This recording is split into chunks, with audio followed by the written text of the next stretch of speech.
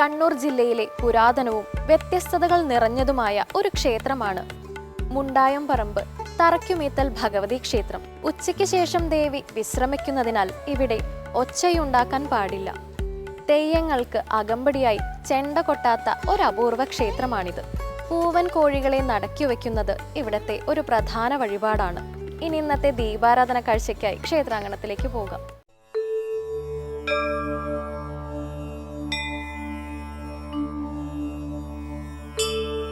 ശൂലീനന്ദന പാർവതീ തനയനേ ഏകദന്ത ഗജാനന സൽകർമ്മമേതും തുടങ്ങിടുമ്പോൾ വിഘ്നമകറ്റിക്കാത്തിടുവാൻ. ഹൈന്ദവ വിശ്വാസത്തിലെ ത്രിമൂർത്തികളിൽ ഒരാളായ ഭഗവാൻ ശ്രീ മഹാവിഷ്ണുവിന്റെ നാമത്താൽ രൂപം കൊണ്ട നഗരമാണ് തിരുവനന്തപുരം. ഭഗവാൻ ഇവിടെ അനന്തശായിയാണ്. നഗരത്തിന്റെ തെക്ക് തിരുവല്ലം പരശുരാമ ക്ഷേത്രം ഭഗവാന്റെ ശിരസിന്റെ സ്ഥാനത്താണ്. ശ്രീ പത്മനാഭസ്വാമി ക്ഷേത്രത്തിലാണ് ഉടൽ. ഭഗവാന്റെ തൃപ്പാദം വടക്ക് ദിശയിൽ തൃപ്പാപ്പൂരിലാണെന്നും വിശ്വസിച്ചു പോരുന്നു. ശ്രീ പത്മനാഭസ്വാമി ക്ഷേത്രവുമായി അഭേദ്യ ബന്ധമുള്ള ക്ഷേത്രമാണ് കഴക്കൂട്ടം തൃപ്പാപ്പൂർ തൃപ്പാദപുരം മഹാദേവ സന്നിധി. അനന്തന്റെ പുറത്ത് പള്ളികൊള്ളുന്ന മഹാവിഷ്ണുവിന്റെ പാദസാന്നിധ്യമുണ്ടെന്ന വിശ്വാസത്തിലാണ് ഈ സ്ഥലത്തിന് തൃപ്പാദപുരം എന്ന പേര് ലഭിച്ചത്. ഐതിഹ്യങ്ങൾ കൊണ്ടും ചരിത്ര പഴമ കൊണ്ടും സമ്പന്നമായ ഈ മഹാക്ഷേത്രത്തിലേക്കാണ് ഇന്ന് സന്ധ്യാദീപത്തിനായി മംഗളാരതി തൊഴാൻ പോകുന്നത്.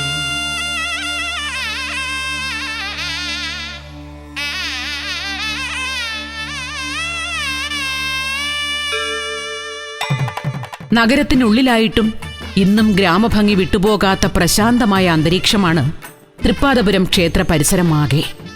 ക്ഷേത്രസന്നിധിയിൽ എത്തുന്ന ഭക്തരുടെ മനസ്സിന് കുളിർമ നൽകുന്ന കാഴ്ചയാണ് ക്ഷേത്രത്തിലെ വിശാലമായ കുളം.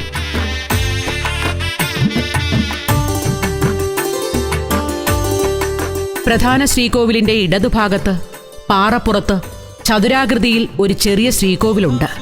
ഇവിടെ പാറപ്പുറത്ത് പാദം പതിഞ്ഞ അടയാളം വ്യക്തമായി കാണാം. ഈ പാദം മഹാവിഷ്ണുവിൻ്റെതാണെന്ന് ഭക്തർ വിശ്വസിച്ചു പോരുന്നു.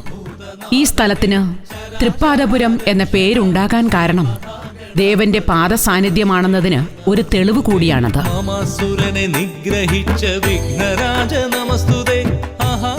പരമഭക്തനും ജ്ഞാനിയുമായിരുന്ന വില്ലുമംഗലം സ്വാമിയാർ ഇവിടത്തെ കാനന നിശബ്ദതയിൽ തപസ് ചെയ്തിരുന്നുവെന്ന് ഐതിഹ്യം പറയുന്നു. തപസ്സനുഷ്ഠിച്ച സ്വാമിയാരുടെ മുന്നിൽ മഹാവിഷ്ണു പ്രത്യക്ഷപ്പെട്ടു. പക്ഷേ അദ്ദേഹത്തിന് ഇവിടെ വച്ച് മഹാവിഷ്ണുവിന്റെ വിശ്വരൂപം ഭാഗികമായി ദർശിക്കാനേ ഭാഗ്യമുണ്ടായുള്ളൂ. അതായത് ഭഗവാന്റെ പാദം മാത്രമേ ദർശിക്കാൻ കഴിഞ്ഞുള്ളൂ. ഭഗവാന്റെ പൂർണ്ണരൂപം ദർശിക്കുന്നതിനായി സ്വാമിയാർ തെക്കോട്ട് യാത്ര ചെയ്തു. ഏറെ ദൂരമൊന്നുമില്ലാത്ത യാത്രക്കിടയിൽ സ്വാമിയാരുടെ പ്രാർത്ഥന സ്വീകരിച്ച ഭഗവാൻ മഹാവിഷ്ണു തന്റെ രൂപം സ്വയം ചെറുതാക്കി 18 അടി വലിപ്പത്തിൽ പ്രത്യക്ഷപ്പെട്ടു അത്രേ. ദർശനം ലഭിച്ച രൂപത്തിൽ മഹാവിഷ്ണുവിന്റെ വിഗ്രഹം വില്ലുമംഗലം സ്വാമിയാർ അതേ സ്ഥലത്ത് പ്രതിഷ്ഠിച്ചു. സ്വാമിയാർ പ്രതിഷ്ഠിച്ച സ്ഥലമാണ് ഇന്നിപ്പോൾ ലോകമെങ്ങും പ്രസിദ്ധമായ ശ്രീ പത്മനാഭസ്വാമി ക്ഷേത്രം. വില്ലുമംഗലം സ്വാമിയാർക്ക് ഭഗവാന്റെ പാദദർശനമുണ്ടായ സ്ഥലത്ത് ചതുർബാഹുവായ മഹാവിഷ്ണുവിനെ പ്രതിഷ്ഠിച്ചതിലൂടെ പ്രദേശത്തിന് തൃപ്പാദപുരം എന്ന സ്ഥലനാമവും ലഭിച്ചു.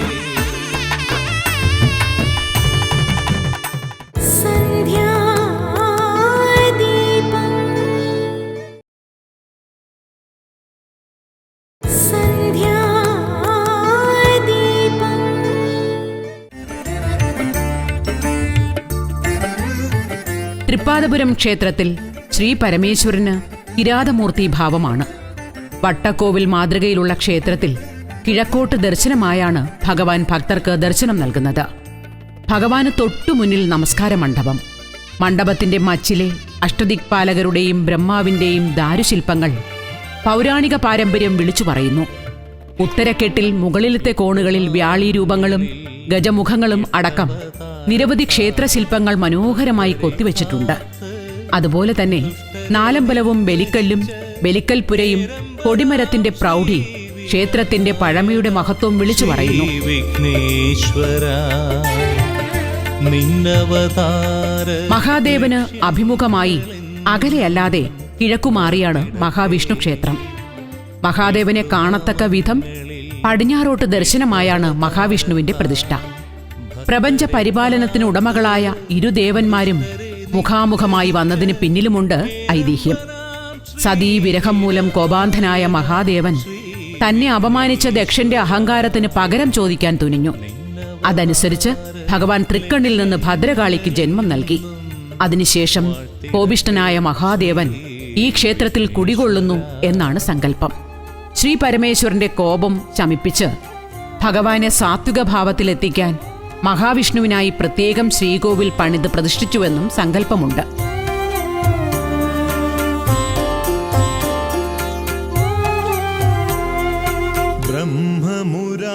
നാലമ്പലത്തിൽ ഒരു ശിവലിംഗം അഥവാ ഇടം കൊടുത്ത മഹാദേവൻ തെക്കുവശത്ത് പാറയ്ക്കുള്ളിലെ ഗുഹയിൽ മഹേശ്വരത്ത് മഹാദേവന്റെയും കൺമൂല മഹാദേവന്റെയും പ്രതിഷ്ഠ, കൂടാതെ അലവരൻ മഹാദേവനും തൃപ്പാദവുമാണ് ഇവിടെയുള്ളത്. ക്ഷേത്രത്തിനുള്ളിലെ മറ്റൊരു പ്രത്യേകതയാണ് നയനതീർത്ഥം. പാറപ്പുറത്ത് നയനാകൃതിയിലുള്ള നീരുറവ വേനൽക്കാലത്ത് വറ്റിപ്പോവുകയോ വർഷകാലത്ത് കവിഞ്ഞൊഴുകുകയോ ചെയ്യുന്നില്ല എന്നത് ഭക്തരെ വിസ്മയപ്പെടുത്തുന്നു. ഇവിടെ വഴിപാടുകൾ സമർപ്പിച്ചാൽ കണ്ണുരോഗം മാറുമെന്നാണ് ഭക്തരുടെ വിശ്വാസം. അതുപോലെ തന്നെ അപസ്മാരം, കുഷ്ഠം മുതലായ രോഗങ്ങൾ പിടിപെട്ട നിരവധി ആളുകൾ തൃപ്പാപ്പൂരിലെത്തി പ്രാർത്ഥിച്ച് സുഖം പ്രാപിക്കുമെന്ന വിശ്വാസവുമുണ്ട്. പത്മനാഭസ്വാമിയുടെ പാദമായ തൃപ്പാദം എന്നാണ് ഈ സ്ഥലത്തെ ഇതെങ്കിലും എഴുത്തുകുത്തിൽ തൃപ്പാപ്പൂർ മഹാദേവ ക്ഷേത്രം എന്നാണ് അറിയപ്പെടുന്നത്. മഹാദേവനും മഹാവിഷ്ണുവിനും ഒരേപോലെ തുല്യ പ്രാധാന്യമുള്ള ഒരമ്പലമാണ്. ഈ ഒരു ക്ഷേത്രത്തിൽ കേരളത്തിലെ അപൂർവ ക്ഷേത്രങ്ങളാണ് മഹാദേവൻ്റെ ക്ഷേത്രത്തിൽ ഫുള്ളായിട്ട് പ്രദക്ഷിണം വെച്ച് മുറിച്ച് പ്രദക്ഷിണം നടത്തും. അതിലൊന്ന് നമ്മുടെ തൃപ്പാപ്പൂർ മഹാദേവ ക്ഷേത്രത്തിലാണ്. ഇവിടുത്തെ സവിശേഷതകളിൽ ഒന്നാണ് ആദിയോഗി അഥവാ മഹാദേവരുടെ 51 അടി ഉയരമുള്ള ശില്പം. ക്ഷേത്രത്തിലെ ആറാട്ടുകുളത്തിന്റെ കിഴക്കുഭാഗത്തായി ഉയർന്നു നിൽക്കുന്ന പാറയിലാണ് ആദിയോഗിയുടെ ധ്യാനനിദ്രമായ ശില്പം നിർമ്മിച്ചിരിക്കുന്നത്. ഇതിനു പുറമെ ഉപദേവതകൾക്കെല്ലാം പ്രത്യേക ശ്രീകോവിലും പ്രതിഷ്ഠയുമുള്ള ക്ഷേത്രമെന്ന പ്രത്യേകതയുമുണ്ട്. ശാസ്താവും ഗണപതിയും വരാഹവും ഭഗവതിയും നാഗരുമെല്ലാം തൃപ്പാദപുരം ക്ഷേത്രത്തിന് ചൈതന്യം പകരുന്നു. വാഗീശ വിഷ്ണു സുരസേവിത പാദപീഠം വാമേന വിഗ്രഹവരേ. മുൻപിവിടെ പുണ്യതീർത്ഥമെന്നും പാപതീർത്ഥം എന്നും 2 കുളങ്ങൾ ഉണ്ടായിരുന്നുവെന്ന് പഴമക്കാർ പറയുന്നു. ഈ തീർത്ഥങ്ങൾക്ക് നടുവിലായി തേന്മാവുണ്ടായിരുന്നു. പാപതീർത്ഥത്തിന്റെ വശത്തുള്ള കൊമ്പുകളിൽ വിളഞ്ഞത് കൈപ്പുള്ള മാമ്പഴങ്ങളും പുണ്യതീർത്ഥത്തിന്റെ വശത്തുള്ള കൊമ്പിൽ നിന്ന് മധുരമുള്ള മാമ്പഴങ്ങളും ലഭിച്ചിരുന്നതായും പറയപ്പെടുന്നു. വാരാണസീപുരപതിം ഭജ വിശ്വനാഥം ശീതാംശുശോഭിത കിരീട വിരാജമാനം ഫാലേക്ഷണാനല വിശോഷിത പഞ്ചബാണം നാഗാധിപാരചിത ഭാസുര കർണപൂരം വാരാണസീപുരപതിം ഭജ വിശ്വനാഥം പഞ്ചാനനം ദുരിതമത്തമതംഗജാനാ.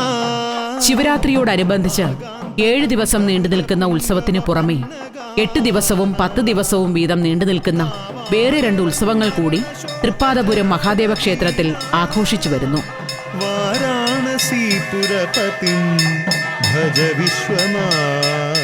തുലാമാസത്തിലെ തിരുവാതിരയ്ക്ക് തുടങ്ങി അത്തം ആറാട്ടായി 8 ദിവസവും മീനത്തിലെ രോഹിണിയിൽ കൊടിയേറി അത്തം ആറാട്ടായി 10 ദിവസവുമാണ് ഈ ഉത്സവങ്ങൾ. നാഗാത്മകം സകല നിഷ്കളമാത്മരൂപം വാരാണസീപുരപതിം ഭജ വിശ്വനാഥം ആശാം വിഹായ പരിഹൃത്യ പരസ്യ നിന്ദ. തുലാമാസത്തിലെ ആറാട്ട് ക്ഷേത്രകുളത്തിലാണ് നടത്തുന്നത്. എന്നാൽ മീനമാസത്തിലെ ആറാട്ട് സമുദ്രത്തിലാണ് നടത്തിവരുന്നത്.